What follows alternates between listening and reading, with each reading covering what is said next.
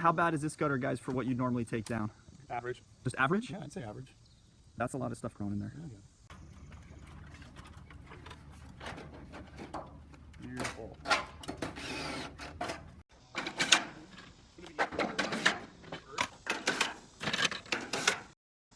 This is pretty much an accumulation of what's usually up in the trees, finding its way onto the roof, finding its way into the trough, decomposing, turning into some nice compost, and then sprouting some wonderful saplings.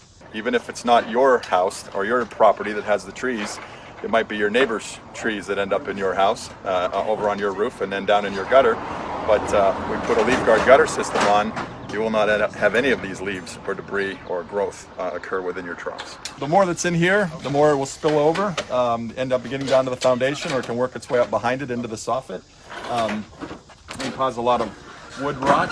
Your LeafGuard gutter, if you come over here, you can see with this design, your trough is at the base, comes up the back. There's a crimped edge here that goes up underneath behind your drip edge.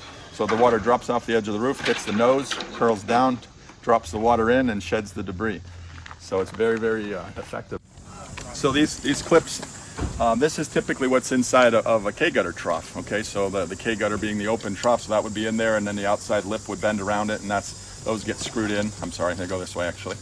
So it goes this way, and the gutter just hangs off of those clips, and when they get built up, it bends down, because that's all the weight is on that, and I'll show you a piece of K-gutter. Your LeafGuard clip is actually made from a high composite plastic that when it slides in, it actually holds so that the weight is distributed on the hood, and your strongest point is there with your 90 degree above rather than below, okay? So we have your bracket every 16 to 24 inches depending on the length of the gutter. This particular gutter is about 27 feet long, so you have about 14 or 15 clips in there. And they distribute the weight very, very well. If you have an excessive weight load, like some massive ice or anything like that, they'll hold up.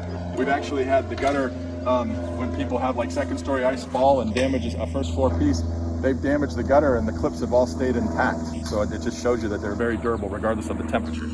This particular project, it's a combination. There's going to be some LeafGuard in the second story areas and some microguard in the first story areas. And that's just a creative way that we work with a homeowner to find something that fits their budget and still at the same time solves their problem. So a lot of times people ask, where's the best place to put a downspout? If they purchase the home and the downspouts are in that initial position and they don't think about it until it's time to put on a new gutter system, that's when we can move those to a better location.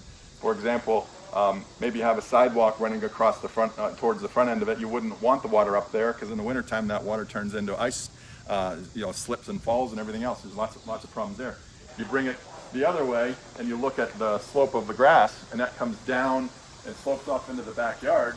So they'll bring the downspouts, pitch the gutter this way, bring the downspouts down the back of the house, and then the water will actually spill away into the backyard, so you don't have to worry about things affecting your foundation.